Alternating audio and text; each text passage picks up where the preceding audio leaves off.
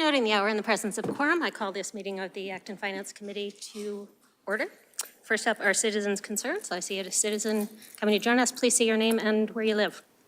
Hi, yes, it's Sarah on Mass Ave, and I am concerned about the lack of land use impact studies and about Finance Committee not taking a role in ensuring that when zoning changes proposed, or even just regular growth, that there's no KPIs or metrics to understand how we can be proactive in understanding land use and the financial impacts of it. In particular, I've heard officials say that there's plenty of water. Well, that's sort of like saying there's plenty of money in the HIT trust. That at some point if somebody makes a claim that there's plenty of water, then let's have that person prove that, as opposed to just taking that as a presumption of a fact. Thank you. Thank you. Anyone else? All right, that's it. On to the next item, which is our leadership election. I know of people interested in being chair and vice chair. Do we have a clerk interest? Madam Chair, if I may, Yes. I nominate Jason Cole for chair, Scott Sullivan for vice chair, and Roland Borden in absentia for clerk. Do we have a second? Wonderful. Could we have a first and second, we debate now, right? You're supposed to ask for other nominations. Oh, I'm sorry. Do we have any There other never has nominations? been. There was once. Okay. Hearing no other nominations, do we have any discussion? No, I think it's time for a vote. All in favor of that panel, please say aye. Aye. Opposed, say nay. Abstentions? Okay, wonderful. We have a new chair, vice chair, and clerk in absentia. I will hand over Thank you. the gavel. Thank you very much. Appreciate it. Good to be on for my second go-around as chair. That was quick first two items on the agenda. We are ready for the presentation of the fourth quarter financials.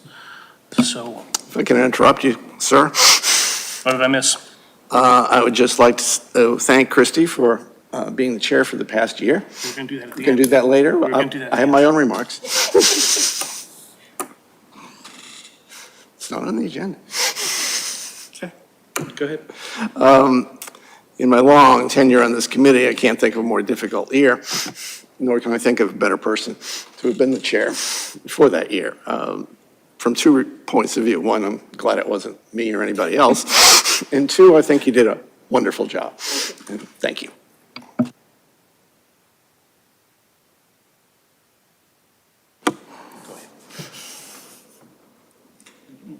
We have gifts at the end.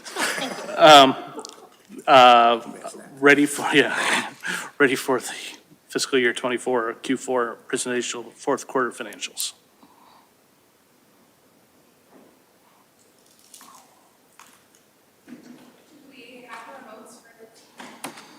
We will figure it out.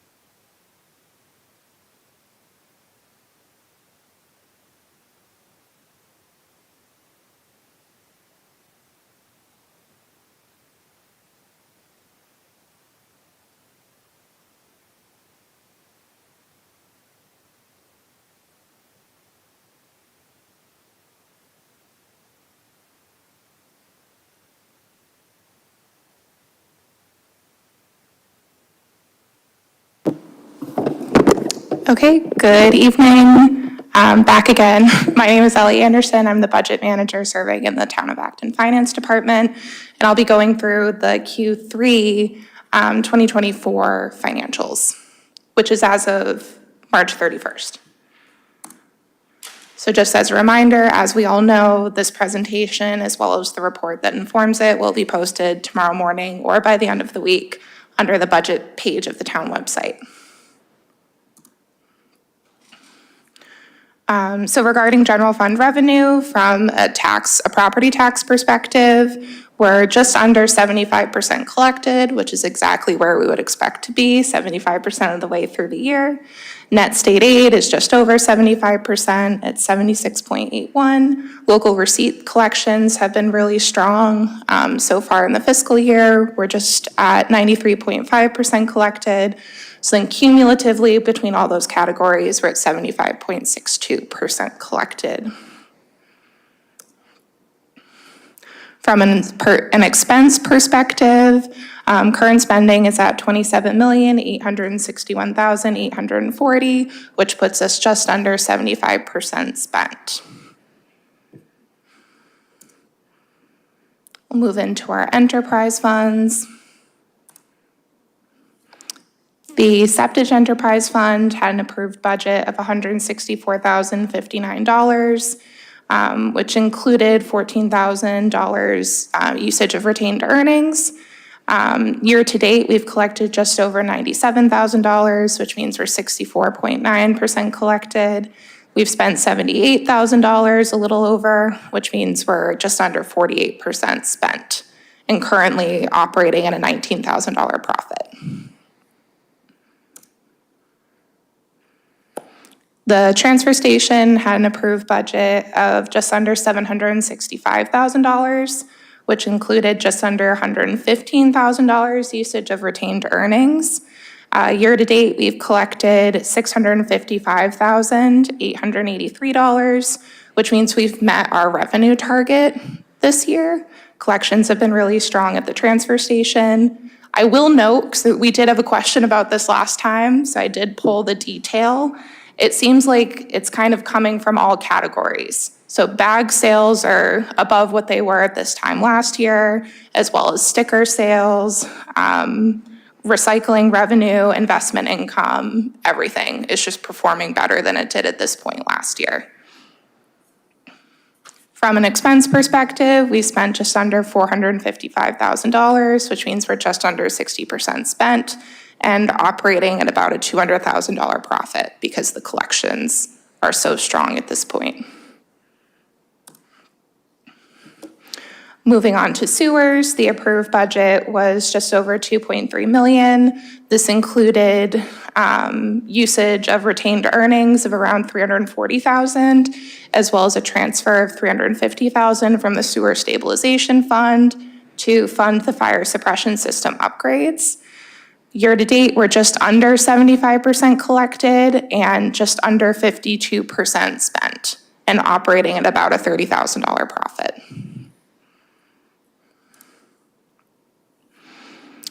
The Ambulance Enterprise Fund had an approved budget of just over $1.8 million.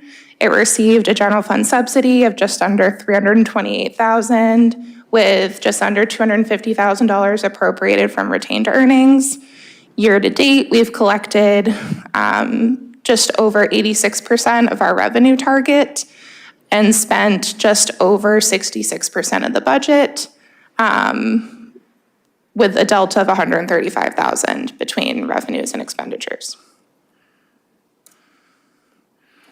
And then finally, the Transportation Enterprise Fund had an approved budget of $577,600.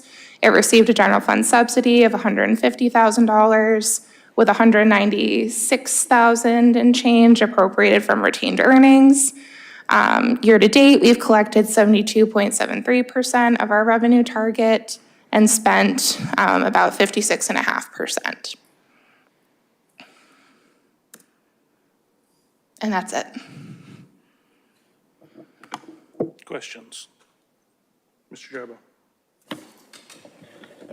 Where in the budget then would, let's say, excise taxes that are paid to the town go? So those are included in that local receipt number. As you notice, that number for a collection percent perspective is quite high. I also pulled those numbers, so I can tell you. Excise in and of itself, compared to the 2024 recap estimates, is about 87% collected. So our first commitment came in a bit higher. I think it was about $300,000 more than last year's commitment one, which is when we built all of the cars in Acton for annual excise tax. Building permits are about 88% collected versus the recap. We had a couple of large permits, one of which being the Powder Mill Place Apartments. That permit came in December, as well as for McGovern. That was also collected in December. And then investment income or interest income on our bank accounts have been really high with the high interest rates. These numbers were about 272% collected versus the recap. Not all of that stays with the general fund. It gets split out between all of the various funds according to their balance as of June 30th, but more than half of it will stay with the general fund in that local receipts category.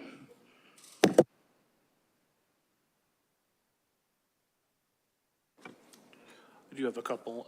The septage expenses, it seems like multiple of these categories, the revenues are right around 75%, the expenses right around 50%.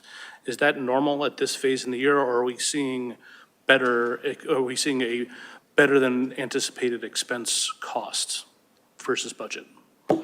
So with this account in specifically, their expenses are a bit lower than we would expect because we had some transition in the health department where the health director's salary, part of which was paid from this fund, was not paid with the retirement of Cheryl Ball. Penny came on later in the year, so we are realizing some savings from not having to pay the health director's salary for a number of months.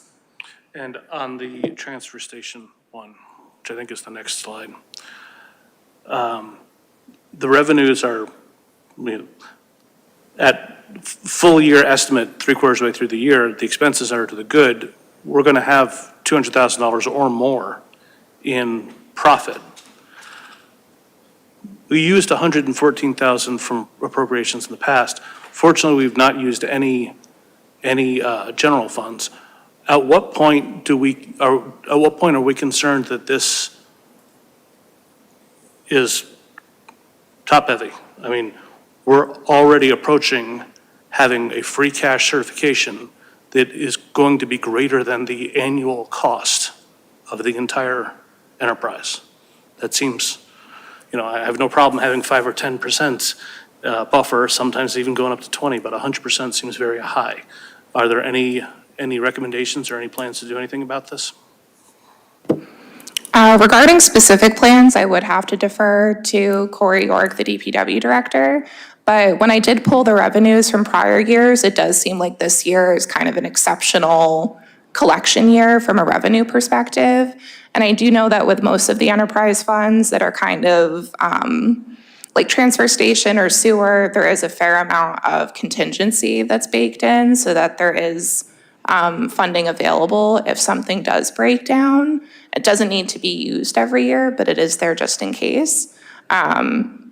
And this is something that we'll have to look at when we're preparing the fiscal 2026 budget, kind of looking at prior year performance and actuals and reevaluating the best path forward.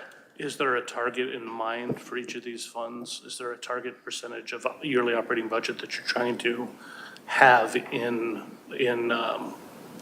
certified free cash in each fund per year? Is it 10%, 20%? Is there a target? There's not a specific currently agreed upon target. This is something that we're working towards. We kind of began that with the Sewer Enterprise Fund. It was something that I discussed with the select board, with the sewer commissioners at our September workshop about, at least for sewer specifically, keeping at least 50% of the operating budget and retained earnings in any given year, just for that contingency, because there's a whole plant and a number of pumping stations to maintain and operate. But I imagine that creating those sorts of policies or those sorts of goals is something that will become a goal for the other enterprise funds moving forward. But as of now, there's not any official target. Thank you. Go ahead. Can you go to the ambulance fund, please? So expenses are, why did I think about this? Oh, I was wondering, we've been hearing about overtime expenses and the difficulty of hiring the swing shift, I think it was. Are we particularly incurring overtime at this point? Should we be worried about the expenses at this level? I know it's below 75%, but what's the health you see on this revenue versus expenses? I think from an expense perspective, ambulance at this point in the year has been looking a little better from overtime than it normally has. So I think it's not an area of specific concern this year, even though it is something that we are watching closely. But I would defer to Mary Ann if she had any specific information about the hiring challenges or vacancies.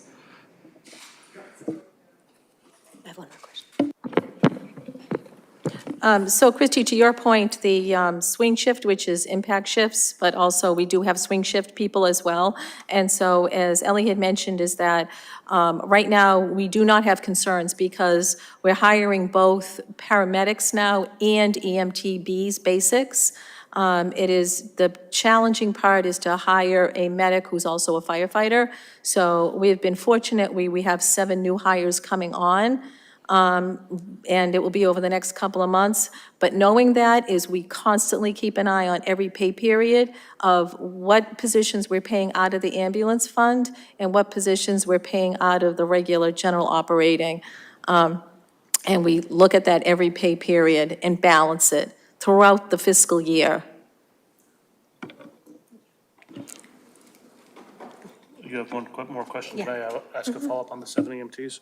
The 7 new EMTs that are coming online in the next couple of weeks, are they all backfilling existing positions, or are these net new FTEs? Backfill. Thank you.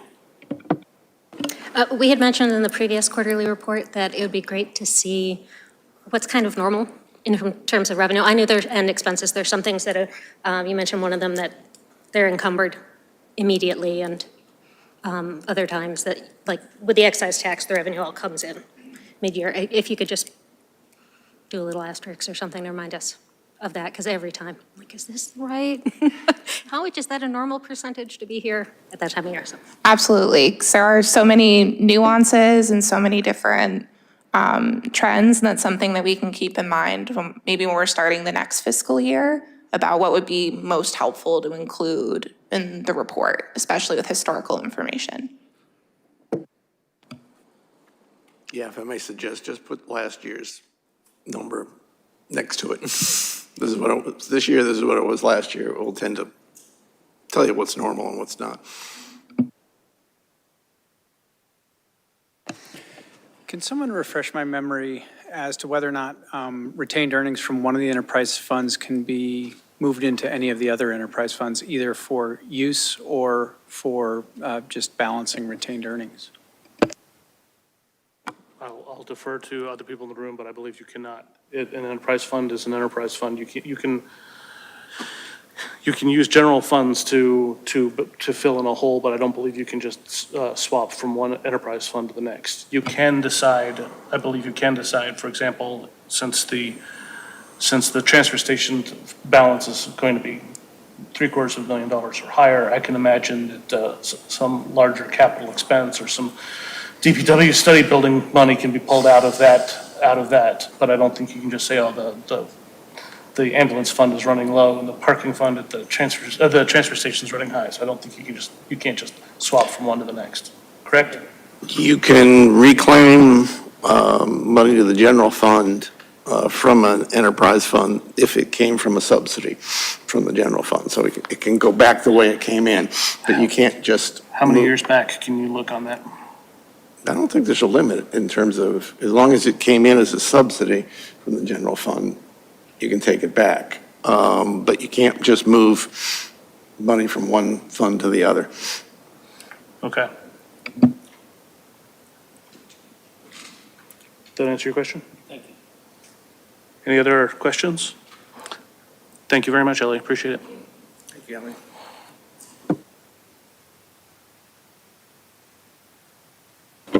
I also want to thank Ellie. I apologize for being late. I was handling an employee issue. And so thank you, Ellie. I'm supposed to be sitting next to her, but she very aptly did it solo. So thank you, Ellie.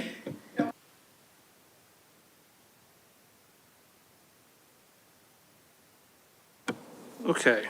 At this time, I'd like to take just a couple of minutes to discuss, since we haven't seen each other since the town meeting, like to take a couple of minutes to do a debrief and a lessons learned, and how do we feel about town meeting? And I would also say that we should also expand that to also look at the ballot from last year, because this being such an unusual and exceptional year.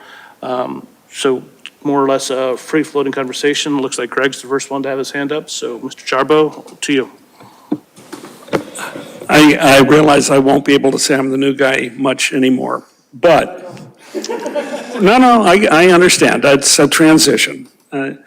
But as someone who joined this committee in January in fairly extraordinary situation, I have to say that with the advantage of 2020 hindsight, we nailed it. And I'm proud to be part of that we, even though I was a latecomer, because the work that this finance committee did before I got here, and certainly after I got here, to get the Acton Leadership Group to take a hard look at not just coming in at a 6.8 million override, but to take it farther down, to give us some elbow room going forward next year. Not everybody in town is going to give the Finance Committee credit for that. Not everyone in town may have seen that. As the new guy here, I think I can give you credit for that, because I saw it. And I think somebody somewhere needs to publicly say, thank you.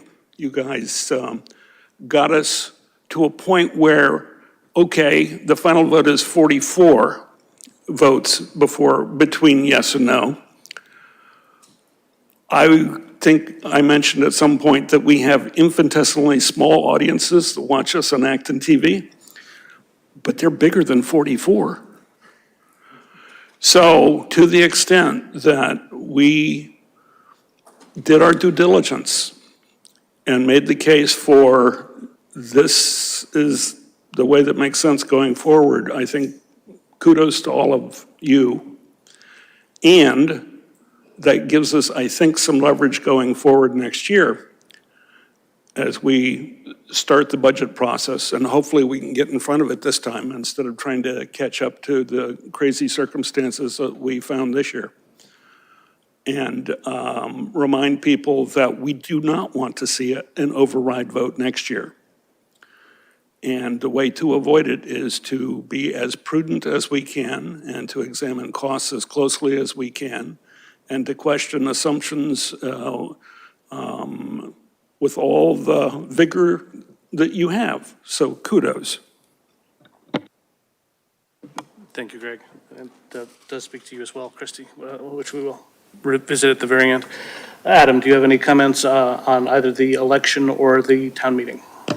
Probably a broken record on town meeting, which I would love if we could get the numerous people who come out to vote on one item to be there to vote on other items. I think it would be nice. I do understand that at least in some of those votes, those people have babysitters or some public service that the town is providing to watch children that needs to be time framed. But I sure wish that those people would be there for some of the other votes. Christy? Scott?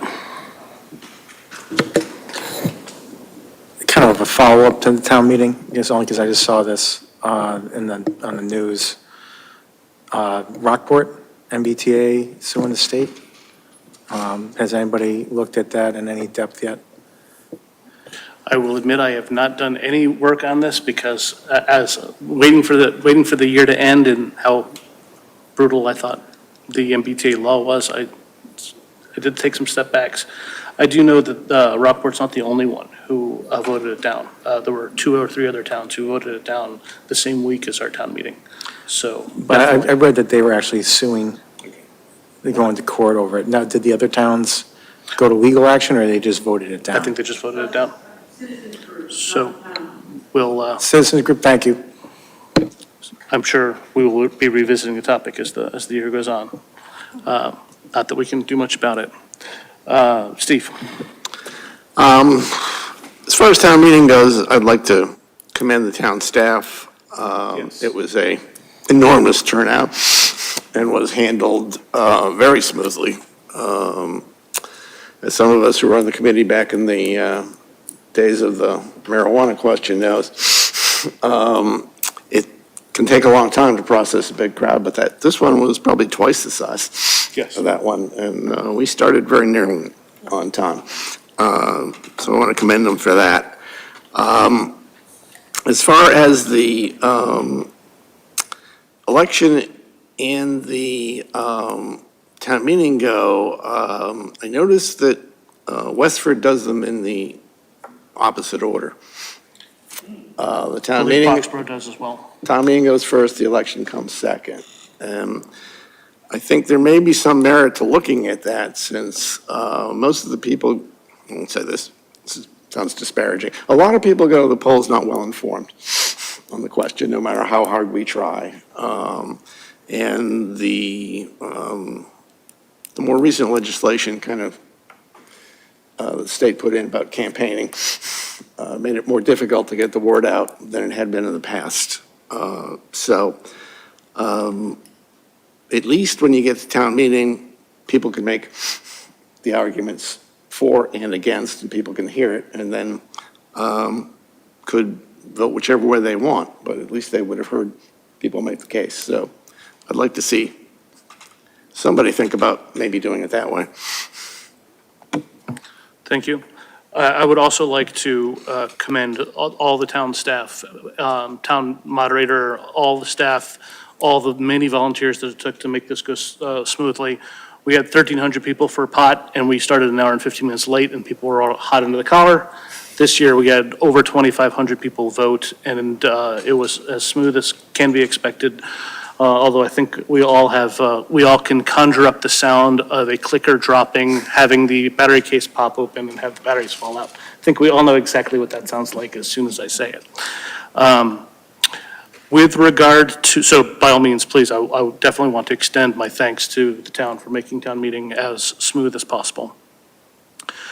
With regard to the votes on the main budget items, I was never worried about the vote of the budgets at town meeting. I was only ever concerned about the votes at the ballot box. And while I hear what you say, Mr. Noon, about it would be great to have the arguments out in public, and I'm all for for having more education, more opportunity for people to hear the message. I do not want anyone to think that the 68% vote for the budgets at town meeting is as reflective as the actual will of the people, because a lot more people showed up to vote when you only have to show up for 5 to 10 minutes to voice your concern versus having to sit through hours and worrying about parking in shuttle buses and whatnot. So while a better informed populace is always a good thing, I don't want anyone to think that if we had done the votes in opposite order, that it would be a runaway victory and would not have been as close as any of us could possibly have imagined it was going to be. I, for one, when asked day of the election if I thought it was going to be close, I didn't. I thought it was going to pass much more handily than it did. I will be the first to admit I was caught off guard by the razor-thin majority of the victory. And I think that everyone needs to remember that that was super close. Even if we did the order separately, where we had town meeting first, where we'd had to have voted on a and B budget at town meeting, I don't think you get a much wider passage of the override. I don't want to see an override for years. I'm not under any delusions that we can go 19 years like we did last time, but this is not a 2 or 3 year thing in my mind. This is a many-year thing. And lastly, just to preemptively say prior to the first ALG meeting, we did put an extra buffer in. For the first time in years, we have unused tax levy capacity. Don't squander it. It's there if it's needed, but use this as the buffering path so that we don't find ourselves in a terrible situation in a short period of time. It's not there for immediate grab. It is there to make things to be an easier path. But yes, if you told me we were going to have 2,500 people show up and we were going to start on time, I wouldn't have believed you, and I'm super happy that I would have been wrong on that one as well. So, any other comments on the, yes, please. This is the first year I recall the moderator giving people a chance to ask questions. And I thought that was really a nice touch, just a chance to clarify, especially with some of the issues. There was so much disinformation going around. I welcome that change. Very good. Very good. Okay. Next, we will talk about the cost-cutting task force, which I will defer back to Christy for because she is going to be spearheading this with the help of all of us. We are all going to get homework at some point during the year. Sorry, but it's true. But I will hand it over to you to describe what you're looking for, what the spirit of this is, what you think, if there's anything that you think is off the table or not. First time I was chair, we brought this up at ALG and we're very handily shot down.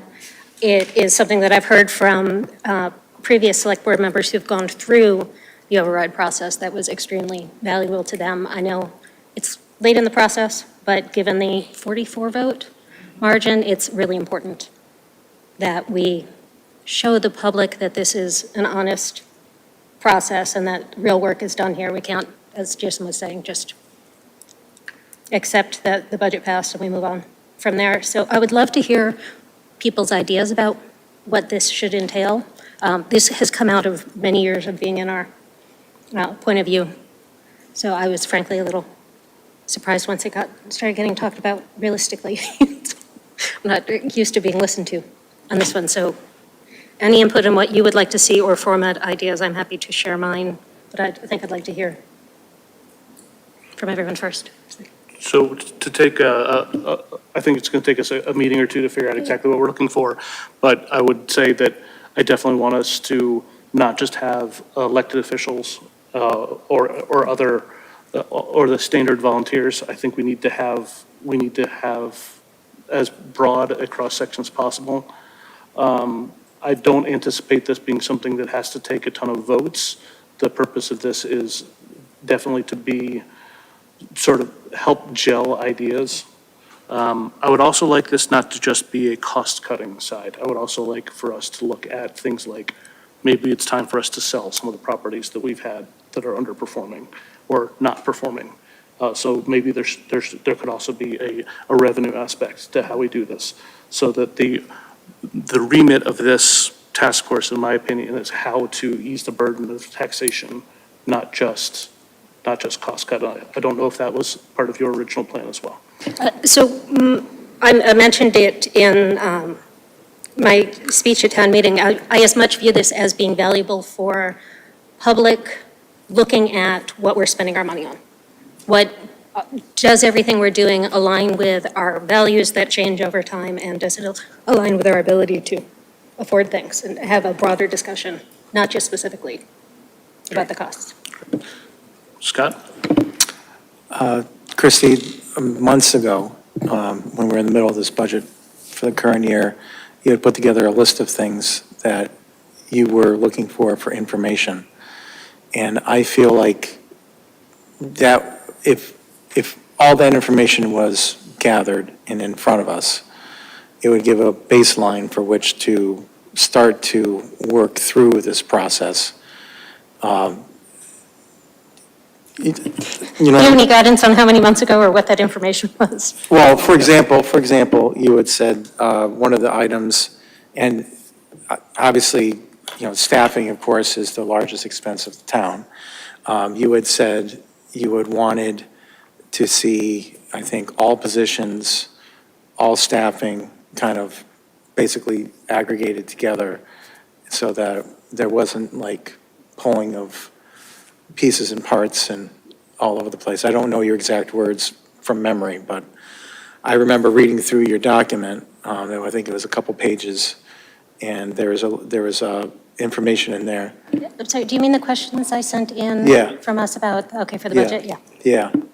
Now, I'm not saying all of that is applicable here, but I feel like the first step of a cost-cutting task force is to understand what the baseline is, and then when you understand the baseline, you need to understand what's happening behind the baseline. So what might look like a inefficient area could be overly taxed and highly efficient when you talk to the people and you understand what's going on, you get in the weeds of things. But on the surface level, it's good to just see all the numbers in one place, and then you can kind of, I don't know, that's how I like to work myself. I like to start with the numbers and then ask a lot of questions to understand what's behind those numbers. And then I think that would help drive the task force, maybe to find either land sales or, whatever's. I think it would help start the process. That's my point. I'm rambling. Steve? I guess, how do you see this structured? I don't.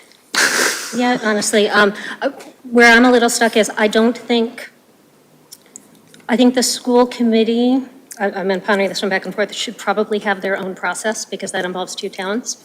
Certainly don't want to get, I don't want this to become a town versus a school issue, and I certainly don't think that we should be getting Foxborough involved in anything that is town specific. But I would hope that the school committee in my current thinking would have a separate cost-cutting committee that would have many of the same populace. If you have ideas, please share. I don't have ideas, I have experience. So we had Getting one. better. We had one in 2010, 2011, and it did include the schools at the time, but that was pre-full regionalization, so K through 6 was still part of the town.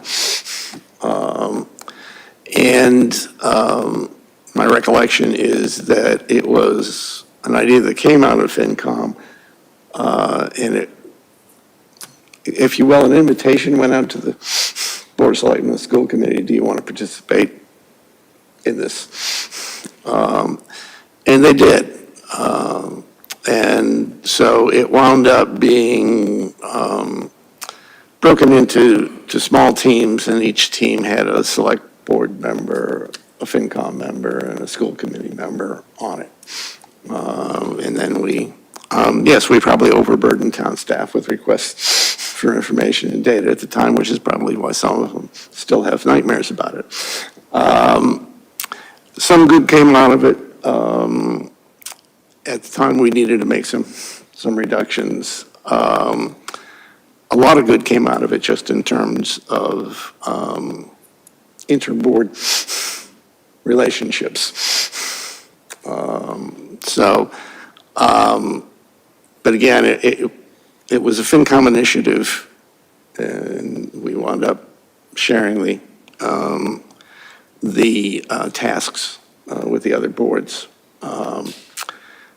I'm not sure whether that was the year we did the open mic session for the town residents, where we basically, used to be a newspaper, so we could advertise these things that, for this night and this night only, come and tell us your ideas. about how to save money, which we got a pretty good turnout. We got a lot of ideas. Not all of them were implementable by a long shot. But that's how we did it then. I'm happy to send you whatever reports I can find on my computer about how it was structured and what the reports look like. I'd say go for it. You mentioned teams. Do you know what those were centered around? I'd have to go back and look. Some of them were based on looking at things like common functions. The rec department versus community ed. How much overlap was there in delivering similar services? And a couple of things like that. We specifically didn't get into collective bargained items, although one of the bigger things that came out of it was, and that may not have had anything to do with what we were doing, but it was a very difficult time, and we had like a zero COLA year for the unions at the time. Like I said, it had some successes, and if nothing else, it, I think, improved the relationship between the three committees for at least a couple of years.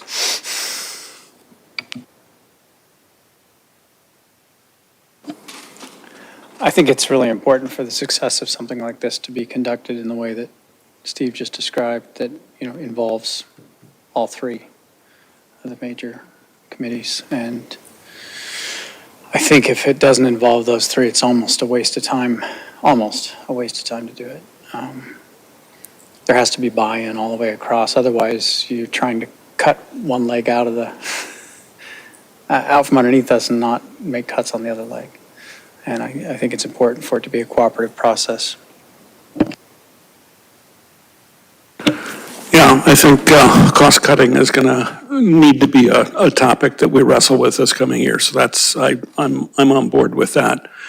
When I've been involved in those kind of activities, I've normally worked for organizations that have wrestled with a different issue first, which is, what are the metrics we're going to use to measure each entity?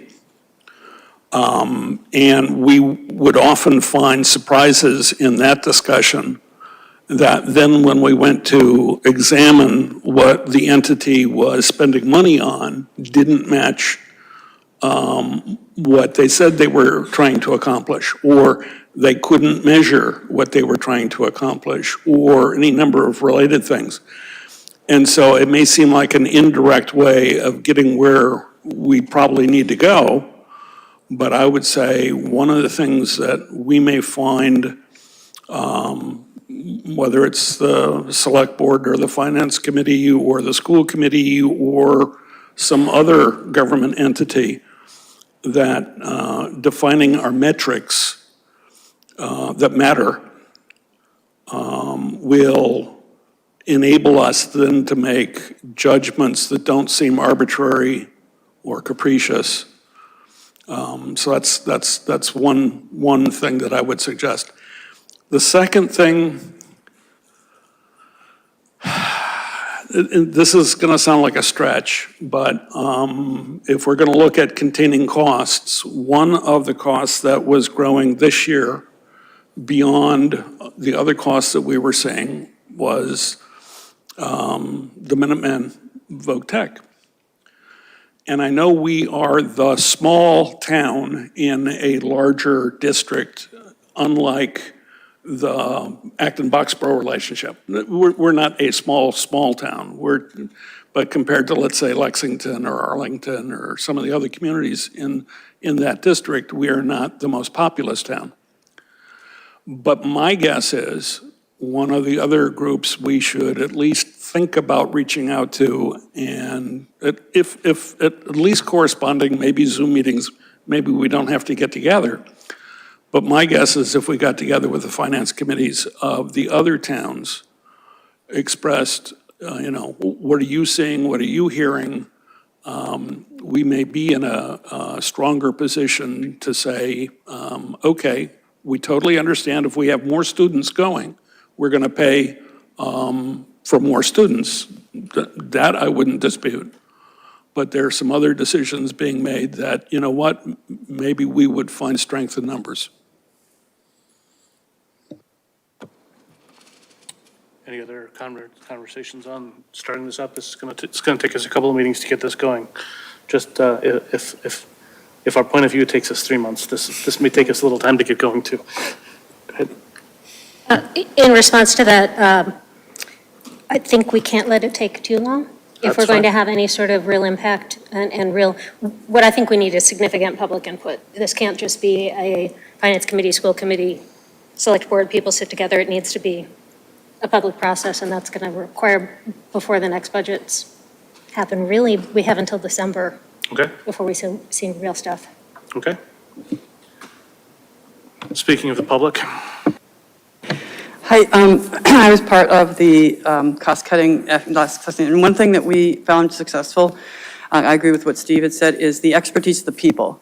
So we kind of doled out tasks based on, you have systems experience. I went and looked at the finance software and identified that we weren't using like 4/5 of the modules that we had included in our thing, and we avoided hiring 2 people. So looking at things from sort of a systemic avoidance, I think somebody used that word, process and avoidance KPIs. We didn't get to a lot of the KPIs. One of the ones that was useful was the number of FTEs per population, and looking at that over time, that was very useful. The school committee versus the town, I think that's really interesting because although we had school committee on each of the little subcommittees, like anytime it came up with schools, everybody was like, nah, it was like a third rail, you know what I mean? So I'm wondering whether there should be a separate school committee cost saving that is really focused on school committee. That's just a thought. And not the usual suspects. I don't know if they use those same words, but I like that idea too, because there's a lot of people sitting on the, on the edge that don't want to be part of a long-term, forever committee, but might be able to participate in something that, might be a few months out of a year or 2 or 3 times in a year where, and Steve, I think we had a good success with that where we sent off, people went off and did things and then came back. So the committee was really a reporting space and a place that we all agreed what the final memo would look like. But 90% of the work was done by the subcommittees. Thank you. thank you very much. Okay. With this, we'll move on to Finance Committee business. Are there any minutes that we need to approve? Do you have any idea how many are pending for the end of the year? I have a list, not off the top of my head. I'll send it to Roland. Okay, very good, thank you. Roland will love that. Yes. Liaison reports, and before we do liaison reports, I would also like to put a bug in everyone's ear that at the next meeting, we're going to be asking if anybody wants to change, swap, whatever. So think between now and the next meeting, which entity you'd like to be a liaison to, and we'll dole that out at the next meeting. With that, are there any liaison reports from the last month? Mr. Jarbo. The Economic Development Committee has received a grant and is embarking in the early stages of finding a consultant to help identify what are the economic development opportunities. So in terms of growing the revenue pie, revenue part of the pie, particularly on the business side, they will be embarked in that effort this fall. They have nothing to report yet, but they are definitely moving down that path. And I think they announced that at town meeting. Congratulations on the grant. Do you know where the grant came from? I believe it came from the state. Okay. So it's one of those mini state funds that we get, but it was specifically designed for economic development. That was,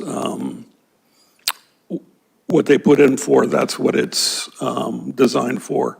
And they looked at 5 possible vendors already and identified 2 that scored well in terms of what they were looking for, and it turned out the top 2 also happened to have the lowest cost. So it was an interesting early process, but I don't believe the select board has made a selection yet. Thank you.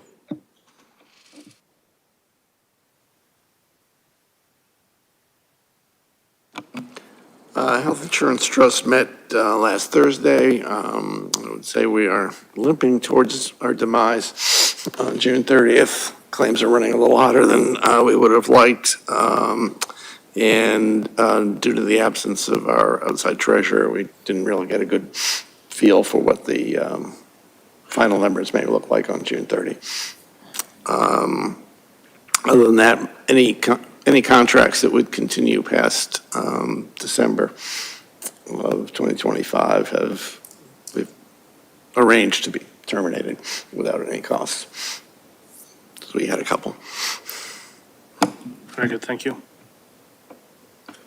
Mary Ann?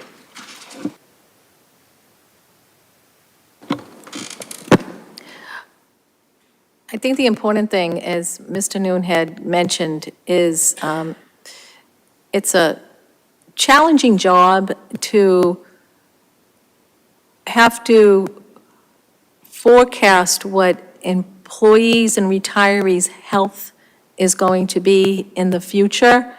And I want to thank Steve and the Health Insurance Trust, because pushing and asking and zooming in on as much as possible has been quite a challenge. And then us looking to see when we had to do Article 3 for this fiscal year '24, and the IBNR, which is your incurred expenses but not received yet, is that they use the same amount, $2.3 million, for incurred but not received throughout the year.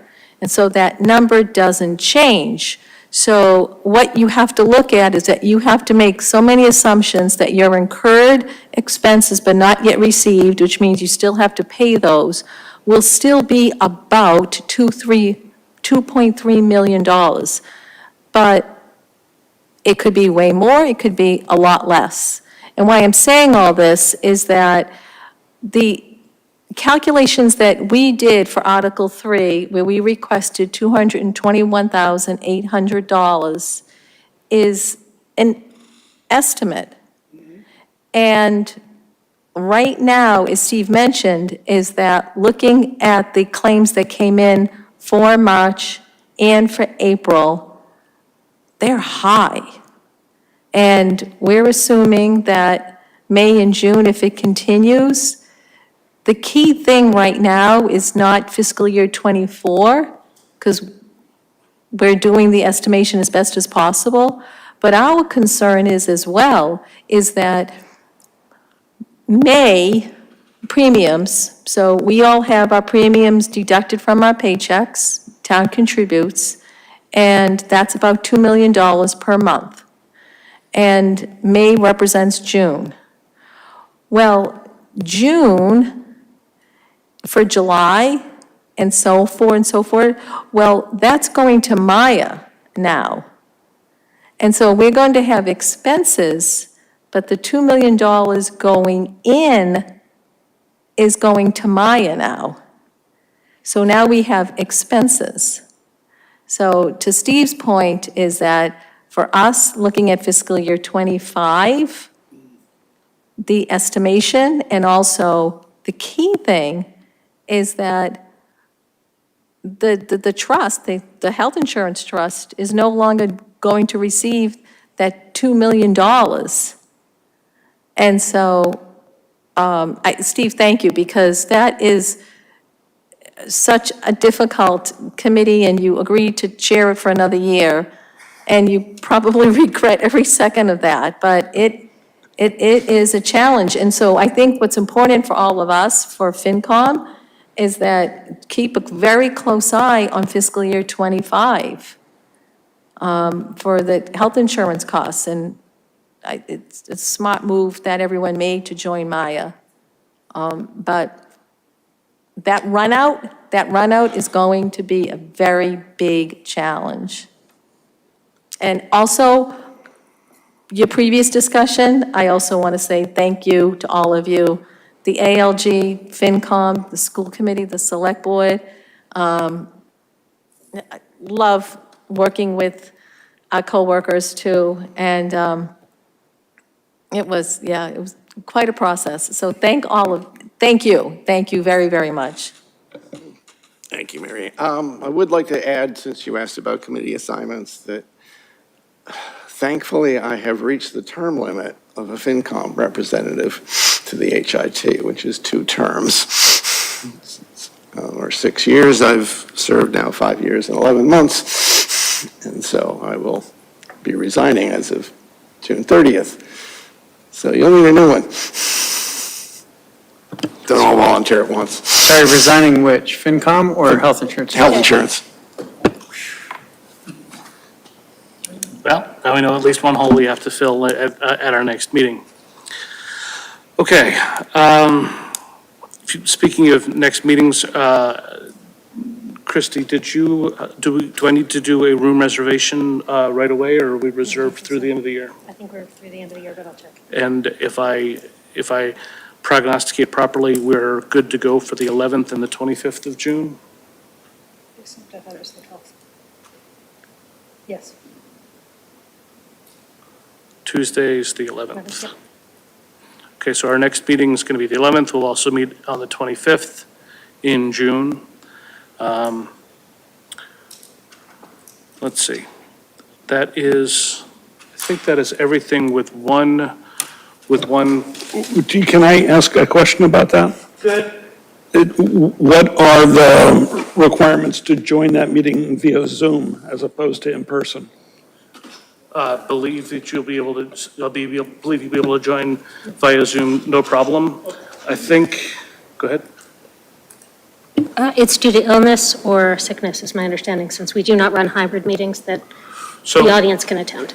hybrid meetings are a separate entity. Hybrid meetings are where we allow remote audience members as well, and the chair has to be in person.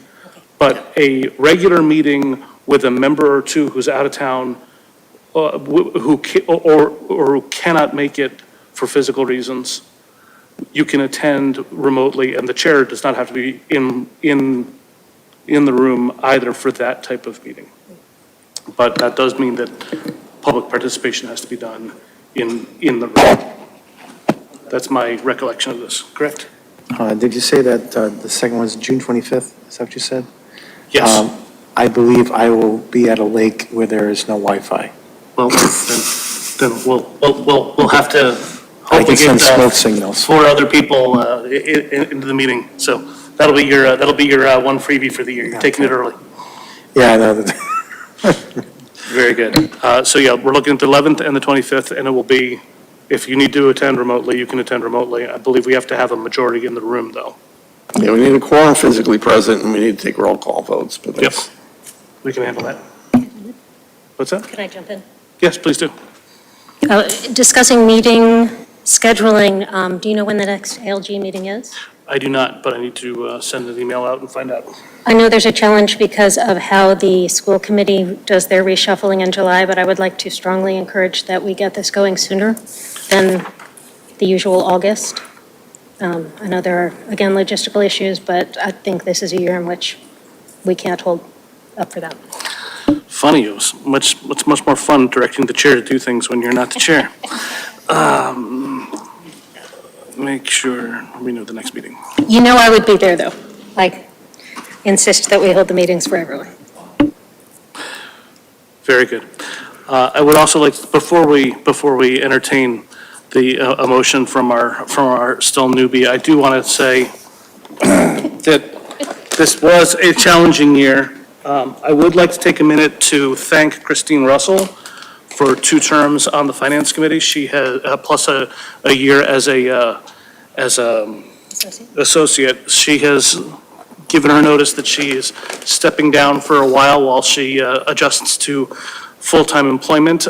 She did tease that she is potentially willing to come back once things settle down, and I believe I speak for all of us when we say that the door is always open for her to come back. Though she's not here tonight, I do want to publicly thank her for her many years of service, and we're all in trouble now, folks, because she did the point of view for the last couple of years. So we're gonna have to do some work on that one.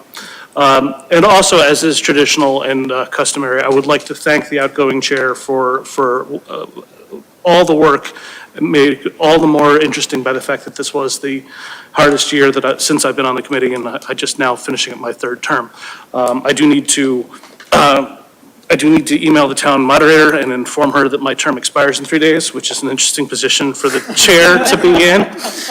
But I'm sure we will remedy that very, very quickly. So I did, when somebody was dropping off Girl Scout cookies at my house, I did take the opportunity to say, "What would you like?" And I was told that this is what you would like. I So was going to thank ask for for you to being ask. here. Thank you so much. These are really hard to find. Thank you. Thank you, Albert.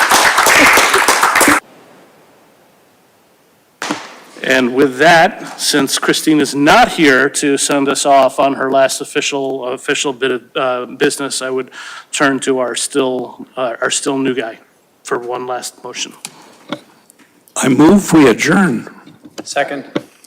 All those in favor, say aye. Aye. Any opposed? Dave's not here. We are adjourned.